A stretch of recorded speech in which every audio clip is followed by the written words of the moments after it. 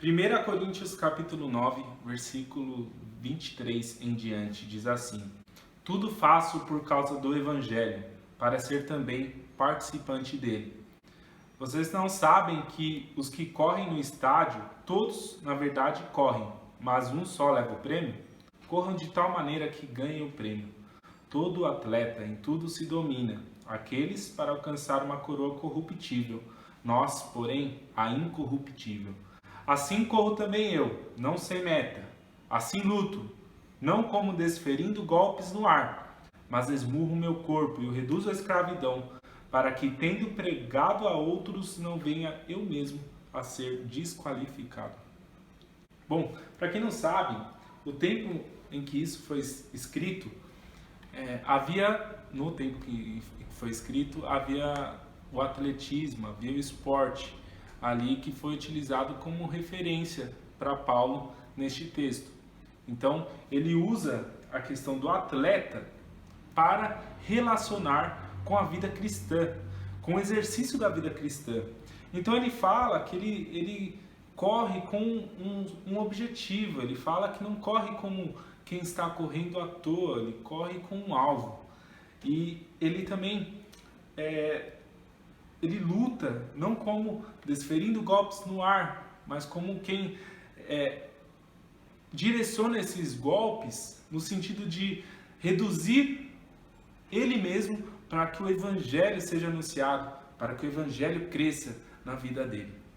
Eu estava vendo uma notícia de um homem, de um ciclista, de um esportista, que neste tempo de quarentena, ele está treinando na sua própria sala. Então ele fez todo um sistema ali, um mecanismo para ele conseguir pedalar na sua própria sala e com isso treinar para as competições. No caso, ele depois, até por isso que havia ali a entrevista, e esse foi o motivo da notícia, depois foram perceber que ele conseguiu pedalar na sua sala, da sua casa, o trajeto de São Paulo até Brasília. Então eu fiquei pensando a respeito disso. Será que este mesmo trajeto ele conseguiria fazer se alguém chegasse para ele e falasse: olha, hoje vamos correr, vamos pedalar de São Paulo até Brasília? Muitas vezes a gente pensa que nós estamos parados como igreja por não estarmos conseguindo nos reunir pessoalmente, mas a realidade é que precisamos enxergar uma perspectiva nova a respeito do que nós temos vivido e enxergarmos uma oportunidade de como atletas que nós somos, e seguindo essa analogia de Paulo, atletas que nós somos, nós não podemos estar parados. Nós precisamos ir em frente. Nós precisamos conhecer o que nos está sendo proposto.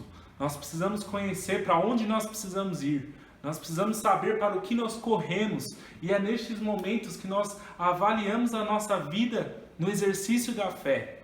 E por isso esse é um momento para nós estarmos mais confiantes, mais cheios de fé. Fé no sentido de caminhar seguro, sabendo que nós estamos não correndo à toa, não lançando golpes à toa, mas sabendo que há uma linha de chegada, que há um motivo, há um plano determinado para tudo que está acontecendo, e Deus está no caminho. Deus não está só na linha de chegada, mas Ele também está no processo.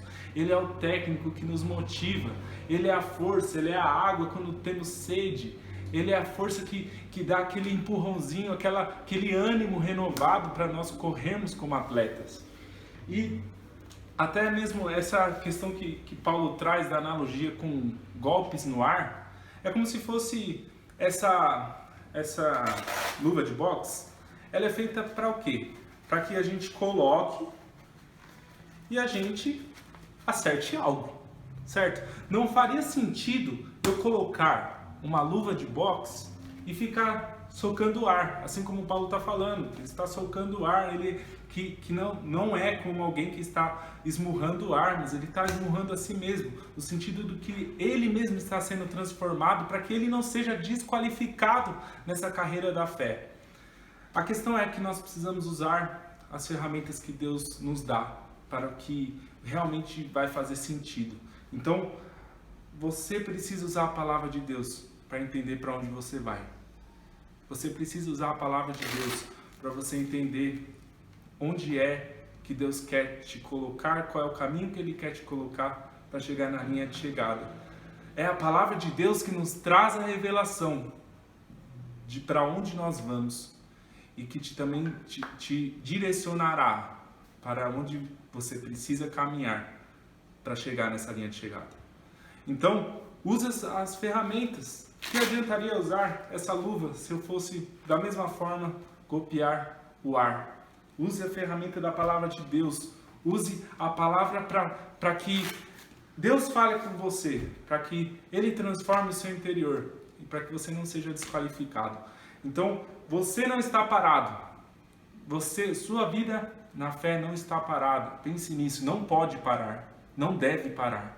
Se você ainda antes não vivia numa igreja, se você ainda antes não havia conhecido o Evangelho, é agora que você vai começar essa carreira, é agora que você vai começar essa vida cristã que é maravilhosa, que o Senhor Jesus tem algo para a sua vida. E se você já estava vivendo, não pare. O atleta não para. Como esse atleta da notícia, ele não parou, ele precisa treinar, só que não vai ficar aí. Não vai ficar na sala dele, ele não vai fazer uma competição na sala dele. Depois ele vai lá fora. E o que ele treinou na sala dele, essa distância de São Paulo até Brasília que ele treinou na sala dele, vai fazer com que ele seja um melhor atleta nas competições lá fora.